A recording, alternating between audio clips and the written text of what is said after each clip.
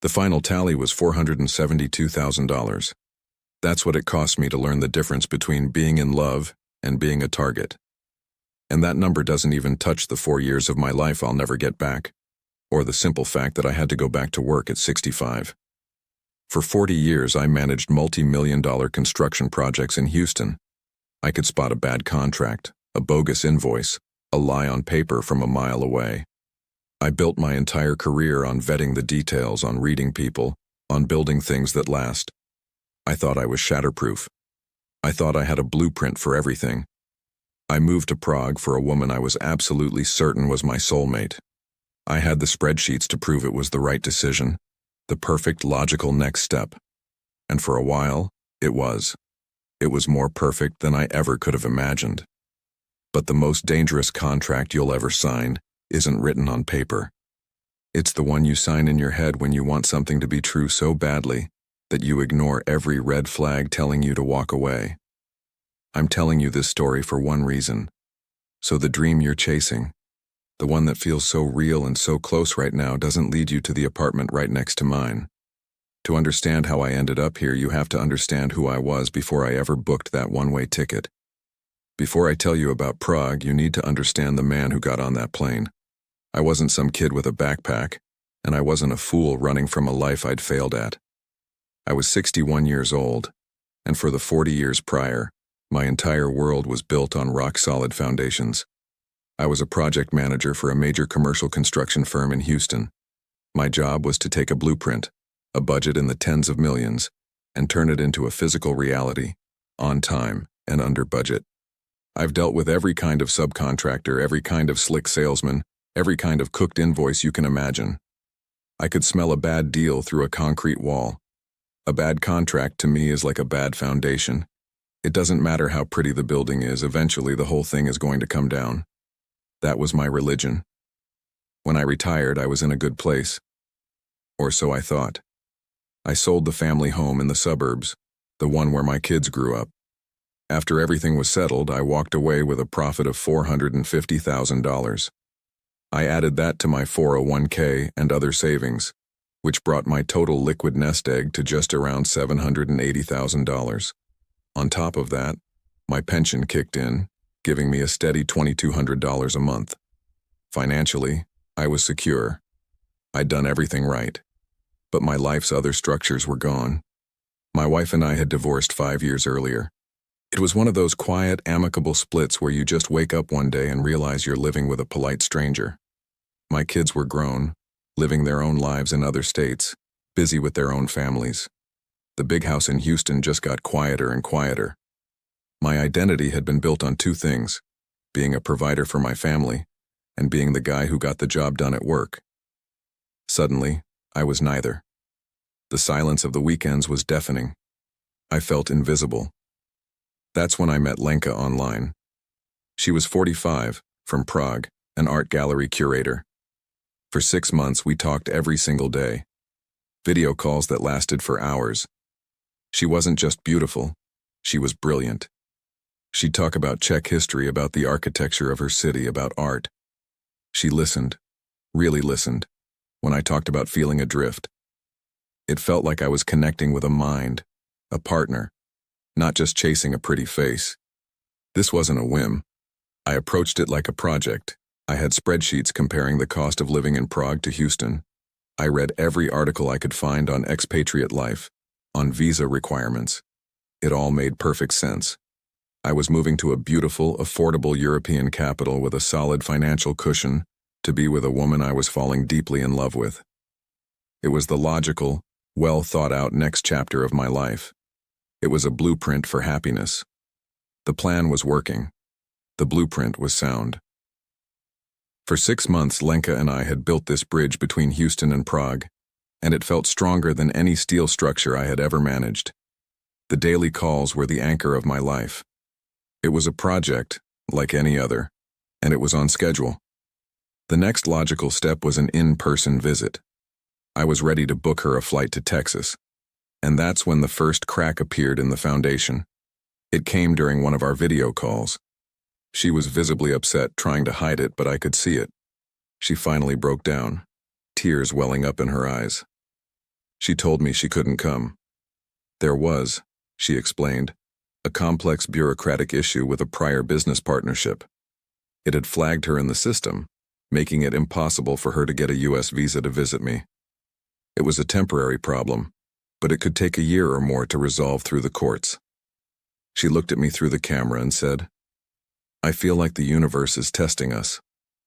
There is one way, John. If you came here, if you came to Prague, we could finally start our life together. Now." An old part of my brain, the project manager, should have seen that for what it was. A scope change. A big one. But the man who was living in an empty house in Houston saw it as a solution. It wasn't a roadblock. It was a detour. And it was a detour I was already prepared to take. I went right back to my spreadsheets, the ones I'd been building for months. My pension of $2,200 a month translated to nearly 50,000 Czech crowns. I looked up the numbers. The average salary in Prague was less than that. I could live a very comfortable life there, a generous one, without ever touching the principal of my savings. Rent for a beautiful modern apartment in a good neighborhood was about 30,000 crowns, maybe $1,300. I could eat out, travel, support Lenka's gallery, and still be saving money. The numbers didn't just add up. They painted a beautiful picture. I researched the visa process. The long-term visa, the one they called the Type D, looked like a mountain of paperwork. You needed proof of funds, a clean criminal record, proof of accommodation. It was complex, sure, but I spent 40 years wrestling with union contracts, with city permits, with billion-dollar budgets. What was a little European bureaucracy to me? It was just another project schedule, another checklist to complete. I looked at the expat forums online. I saw the warnings, of course, buried between pictures of beautiful town squares and articles about cheap beer. People who got scammed, people who ran out of money, people who got tangled in legal knots. But I read those stories and I thought, that's not me. I wasn't some starry-eyed kid. I was a professional. Those people who failed, they hadn't done their homework. They hadn't vetted their decisions. They rushed in. I wasn't rushing. I was executing a plan that was 6 months in the making. My confidence, the very skill that had made me successful for 40 years, became a blinder. I was so sure I could spot a bad deal that I couldn't imagine I was already in the middle of one. The decision crystallized over a single quiet weekend. On Saturday, I sat in my empty house and listened to the silence. On Sunday, I looked at the one-way flights to Prague. It wasn't an emotional impulse. It felt like the most logical choice in the world. I was choosing between a life that was over and a life that was just about to begin. I booked the ticket.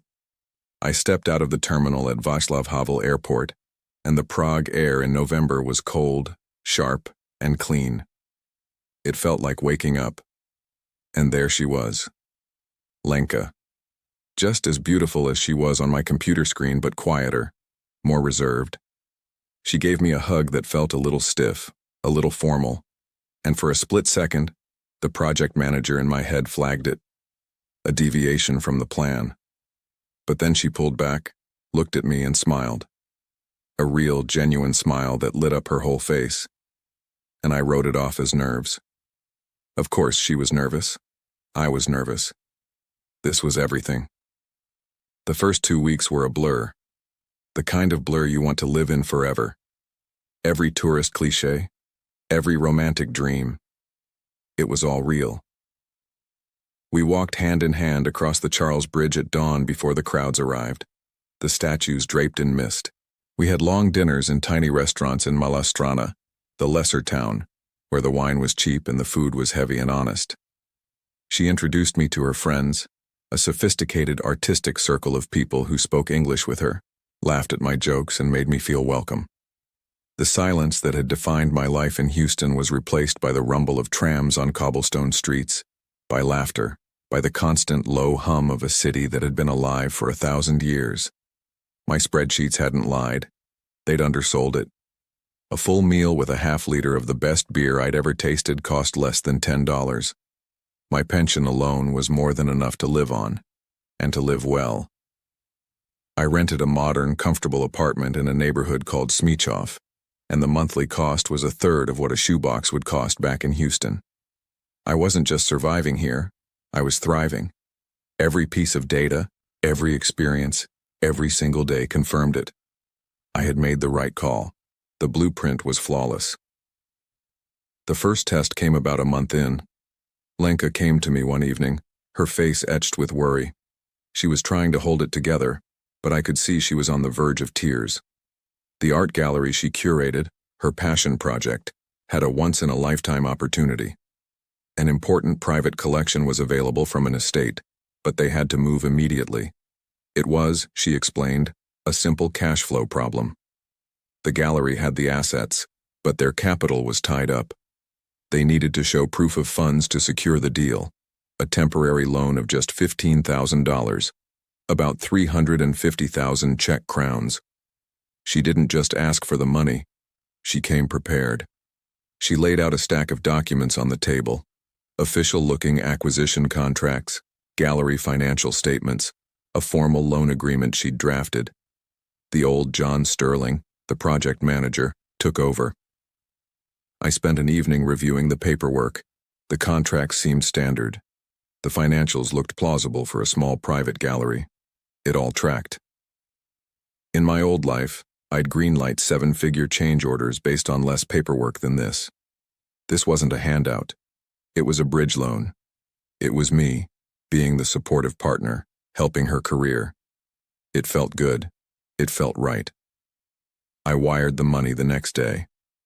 A few months later, with the loan still outstanding but promised any day now, the next opportunity arose. This one felt different. It felt like permanence. We were walking through Vinohrady, a gorgeous neighborhood of elegant Art Nouveau apartment buildings. Lenka stopped in front of one, a beautifully restored corner building with a small balcony overlooking a park. "This is it," she said, her voice barely a whisper. "This is our dream apartment." It turned out the owner, an elderly man, was selling. The price was incredible, almost laughably low for a property like that in a major European capital. $400,000, just over 9 million crowns. It was an investment that couldn't lose. Lenka's eyes were shining. This was our chance, she said, to build a real foundation. A home. Then came the catch. She had her half of the money, she assured me, but it was all tied up in a complicated inheritance dispute from her family in Slovakia. It was a mess, but her lawyer was on the verge of settling it. She showed me the emails, a long chain with a law firm in Bratislava, full of legal jargon and promises of imminent resolution. But the seller wouldn't wait. She needed me to front the full amount. She'd pay me back her half, $200,000, the moment the estate cleared, which the lawyer's email suggested would be in 3 to 4 months tops. This was the first time a real alarm bell went off in my head. A $400,000 alarm bell. That was more than half of everything I had. The project manager screamed, "No, you don't liquidate your primary capital on a verbal promise and a handful of emails you can't verify." But I wasn't just a project manager anymore. I was a man in love, a man who had seen the alternative, and the alternative was an empty house in Houston. I thought I found the solution, the clause in the contract that would protect me. "Okay," I said, "I'll do it, but on one condition. The apartment is purchased in my name and my name only. When your money comes through, we can add you to the title, but until then, it's my asset, my security." She agreed immediately. She said she completely understood. It was the smart, logical thing to do. She even knew the perfect lawyer to handle the transaction, a charming English-speaking Czech man who specialized in real estate for expatriates. He made the whole process feel seamless. And as I signed the final papers, I didn't feel like a man taking a risk. I felt like a man who had successfully mitigated one. I owned a beautiful mortgage-free apartment in the heart of Prague. I had the love of my life by my side. I hadn't just moved to Prague. I felt like I had conquered it. We moved into the apartment in Vinohrady, and for the first time in a decade, I felt like I was home. It was perfect. High ceilings, parquet floors that creaked just the right way, and a small balcony that looked out over a quiet green square. Every morning, I'd make coffee and stand out there just watching the city wake up. I had done it. I had successfully managed the most complex, most important project of my life. I had built a new life from scratch, and the foundation felt like solid rock. I owned a beautiful home, mortgage-free, in one of the most beautiful cities in the world. And I had Lenka. The quietness that used to haunt me in Houston was gone. Our life was filled with conversations, with dinners, with the simple, comfortable rhythm of two people building a future. The $200,000 she owed me for her half of the apartment? Her lawyer in Slovakia was still working on it, she said. But we were home. It was just a matter of time. About a month after we moved in, she brought up the next and final problem. She came to me after dinner, looking frustrated. "It's this lawyer in Bratislava," she said, sighing. "He says to finalize the estate and release my funds, he needs a document from me. A plnomok." The term meant nothing to me. "A what?" I asked. "A power of attorney," she explained. "It's a standard thing here. It just gives him permission to sign the final papers on my behalf so I don't have to travel to Slovakia. It will speed everything up." It made sense.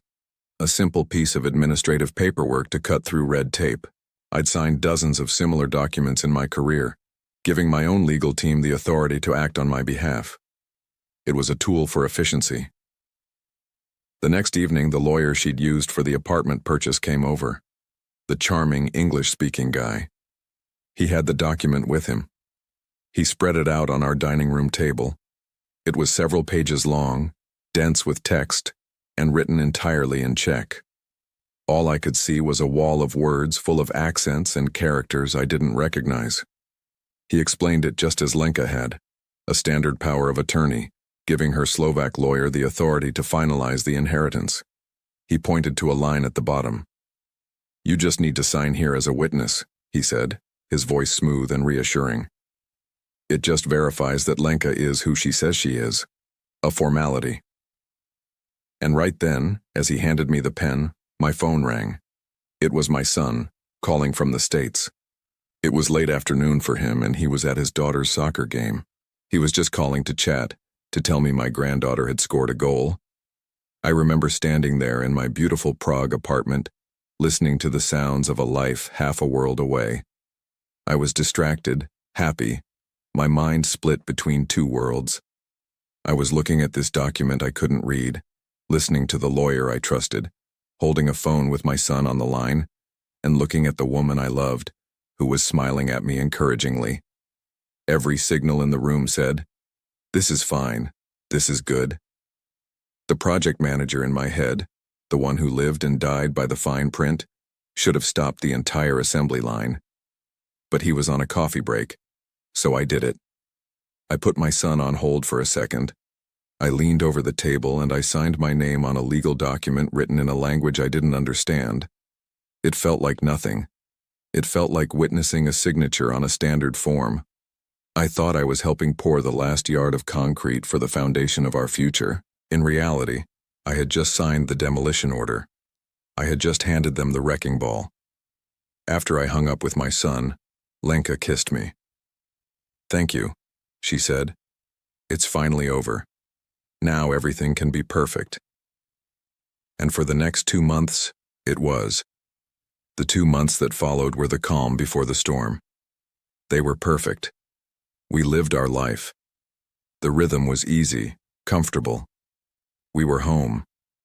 Her inheritance money from Slovakia was taking longer than expected, but the lawyer's emails were still positive. It was just bureaucracy. It was always just a matter of time. The day it happened was a Tuesday. I'd walked to the grocery store down the street. I remember thinking about what to cook for dinner.